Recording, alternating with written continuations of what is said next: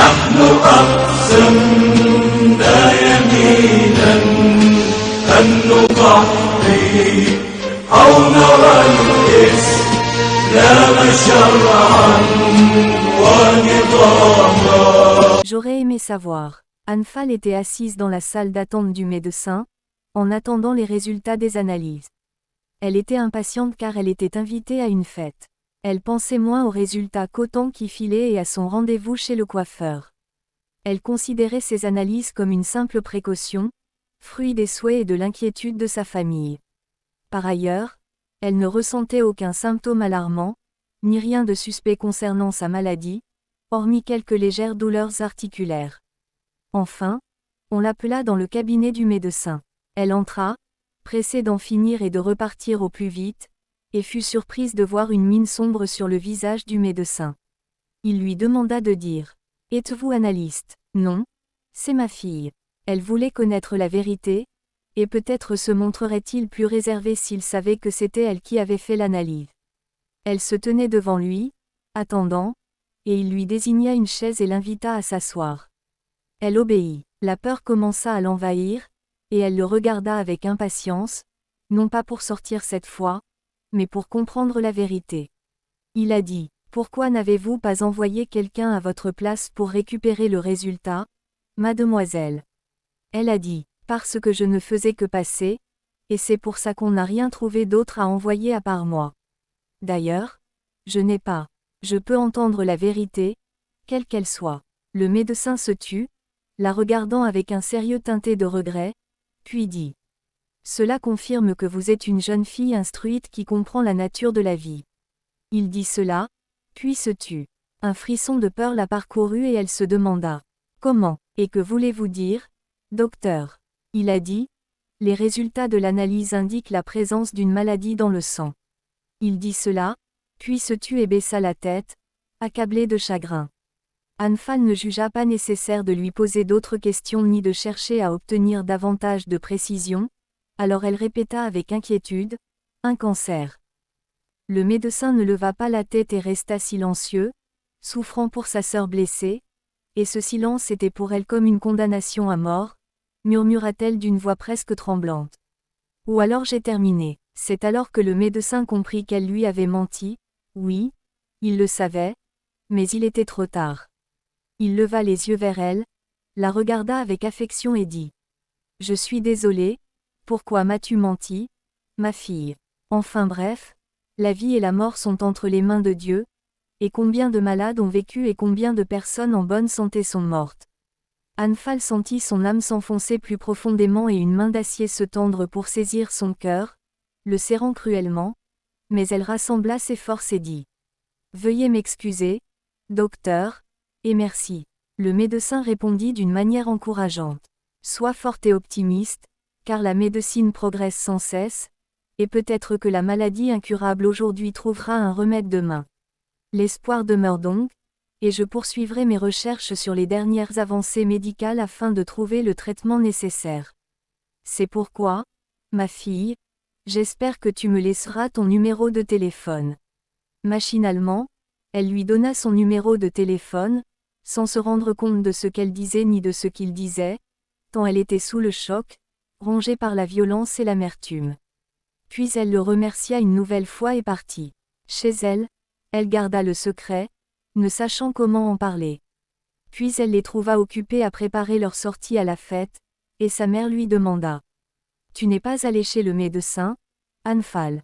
Et pourquoi n'es-tu pas allé chez le coiffeur ?» La question était anodine et n'appelait pas de réponse, elle a donc répondu brièvement. « Parce que je n'irai pas à la fête, dit-elle, puis elle monta dans sa chambre, ferma la porte de l'intérieur, s'allongea sur le lit tout habillée, et les voix de sa famille lui parvinrent comme si elles venaient de très loin, et le bruit du vent lui frappa l'oreille, et elle y trouva une triste mélodie funèbre, comme les lamentations qui pleuraient sa jeunesse et sa vie artistique. Même sa chambre adorée lui paraissait étrangère, puisqu'elle allait bientôt la quitter. Et la maison, elle était devenue une invitée dans cette maison, et elle serait forcée de la quitter pour que d'autres puissent prendre sa place, se souvenir d'elle un instant, puis l'oublier. Elle essaya de pleurer, mais les larmes ne vinrent pas, Elle voulait réfléchir, pas pleurer. Elle regarda autour d'elle avec angoisse, elle vit les rideaux qu'elle avait mis tant d'efforts à acquérir, ceux pour lesquels elle avait cherché les plus beaux et les plus modernes modèles à coudre. Ces rideaux resteraient là, tandis qu'elle serait partie pour toujours. Qu'importait-il maintenant qu'ils soient en coton ou en lin? Elle les laissait derrière elle pour quelqu'un d'autre. Si seulement elle n'avait pas déployé tant d'efforts pour eux, si seulement elle avait économisé ce temps et cet argent pour quelque chose qui lui serait utile dans cette situation. Et puis elle se mit à fouiller dans sa mémoire à la recherche de quelque chose qui pourrait l'aider. Quoi? Elle avait tout? La jeunesse, la beauté, la culture, l'argent, les meubles et les beaux vêtements. Mais est-ce que tout cela pourrait l'aider ou la protéger de la menace de la mort? Elle avait toujours rêvé d'un emploi avec un salaire mensuel décent, et maintenant elle l'était, mais son salaire la sauverait-il de la mort? Une idée lui vint, et elle se précipita vers le téléphone. La maison était vide, à l'exception d'elle, car tout le monde était parti à la fête. Elle appela son médecin et lui demanda avec impatience: « Si je pars à l'étranger, y trouverai-je un remède ?» Il a répondu: « Il n'y a rien de nouveau là-bas, ce ne sont que des ennuis et des pertes sans aucun avantage. » Elle ferma la porte et s'assit, lasse, sur le banc près du téléphone. Même son salaire n'y changeait rien, puis elle se leva et erra dans la maison comme pour faire ses adieux à ces lieux chers à son cœur, jeta un coup d'œil au jardin et dit: « Si seulement elle travaillait. Si seulement ces arbres savaient que je partais. Si seulement ces pierres comprenaient que je partais. Si seulement ces murs savaient que je partais et que je ne semblerais plus me promener entre eux. Si seulement ces portes comprenaient que je partais et que ma main, qui les a ouvertes la première, ne les ouvrirait plus. Si seulement ce jardin pouvait saisir le sens de mon départ. Et ces fleurs, que mes mains ont plantées dans la terre, sans se soucier du prix à payer, les épines acérées et la dureté des roches pétrifiées, ces fleurs que j'ai arrosées de la sueur de mon front quand l'eau s'est tarie, et des larmes de mes yeux, chaque fois qu'elle commençait à faner, si seulement elle savait maintenant que je partais. Ces arbres fruitiers, que j'ai reçus petits et faibles, et que j'ai nourris de tous les éléments de vie et de subsistance que je pouvais rassembler jusqu'à ce qu'ils se balancent, grandissent et fleurissent magnifiquement. Ces arbres comprennent-ils que je pars? Ou se souviendront-ils des soins que je leur ai prodigués autrefois, quand je passais de bons moments en leur compagnie? Ah! Si seulement elles savaient et comprenaient. Et ces sièges qui jadis ont accueilli ma tête et soutenu mon bras, pressentent-ils mon départ imminent? Ou bien me remplaceront-ils par quelqu'un d'autre, ouvrant la voie à un autre? Et ce bureau, sur lequel j'ai écrit tantôt les larmes aux yeux, tantôt le sourire aux lèvres, sait-il que je m'en vais? Regrette-t-il le bruit de ma plume et la place de mes papiers dans ces tiroirs? Ah! Si seulement tout autour de moi savait que je pars, et si seulement j'avais su que je partais, je n'aurais pas vécu avec une telle avidité pour ce monde. Et lorsque je ressentais l'orgueil et la vanité, oui, si seulement j'avais su que j'étais un invité dans ce monde, il ne m'aurait pas trompé par ses illusions, ni envahi par ses artifices. Si seulement j'avais su, alors j'ai compris qu'il est plus facile de quitter une vie simple que de quitter une vie de luxe et d'extravagance. Si je n'avais pas vécu dans ce luxe, la transition entre cette vie et l'autre aurait été plus facile. Ma famille est maintenant en fête, ces fêtes que j'attendais avec impatience lors des grandes occasions, pour lesquelles je préparais des robes et cherchais les dernières tendances en matière de coiffure. M'ont-elles procuré la moindre joie ou le moindre plaisir? Et là, Anfal s'est effondrée sur une chaise à côté d'elle, comme si elle avait enfin compris une vérité qu'elle ignorait, et elle a dit: « Qu'ai-je emporté avec moi? Ai-je emporté autre chose que mon linceul et mes actes? Mais quels actes m'accompagneront dans ce long voyage? Rien, oui, rien. » Ses pensées se tournèrent vers les conseils de son amie Sarah, qui l'encourageait à obéir à Dieu en disant: « Et recherche la guidance, car la meilleure des subsistances est la piété. » Al-Baqara, 197. À cette époque, elle ne ressentait pas l'importance des subsistances, mais à présent, elle en a besoin. Elle a besoin de bonnes actions à présenter à Dieu. Que dira-t-elle le jour du jugement?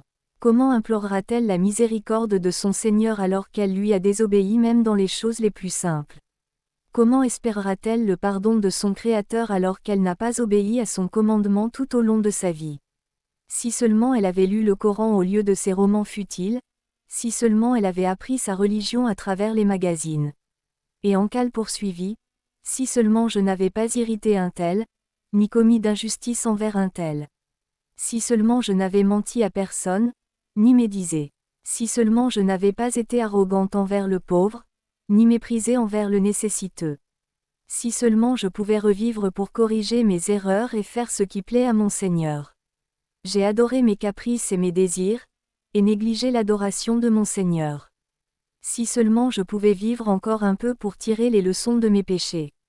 Un verset lui revint alors à l'esprit, un verset que son grand-père lui avait récité un jour, jusqu'à ce que, lorsque la mort surprenne l'un d'eux, il dit, « Seigneur, fais-moi retourner vers Allah afin que j'accomplisse le bien là où il est resté. » Non, ce n'est qu'une parole qu'il entendra et qui lui apportera du réconfort jusqu'au jour de la résurrection. Al-Mu'minun 99 à 100, c'était comme si elle conversait avec son Seigneur par ces mots, « Non. Ce ne sont pas des paroles en l'air. Je suis sincère, Seigneur. » Et là, tandis qu'elle priait le Seigneur de la miséricorde, des larmes brûlantes et abondantes jaillirent de ses yeux. Elle enfouit son visage dans ses mains et pleura. Oui, elle pleurait, mais c'étaient des larmes de remords, non de douleur. Elle résolut que si elle vivait assez longtemps, elle ne désobéirait jamais à Dieu, pas même un instant. Le téléphone sonna, et elle se leva péniblement pour répondre, décrochant le combiné pour dire « oui ». Sa voix tremblait, altérée par les larmes, et une voix parvint à ses oreilles. Mademoiselle Anfal est-elle présente? Anfal a reconnu la voix, c'était la voix du médecin. Elle a dit « oui, c'est moi, docteur ». Il a éclaté de joie. « Félicitations, ma chère. C'est une bénédiction. Tu es en bonne santé et saine et sauve, Dieu merci. » Ces mots l'ont bouleversée, et elle ne sut plus quoi répondre. Elle répéta, comme en rêve. أو نرى الإسلام شرعا ونظاما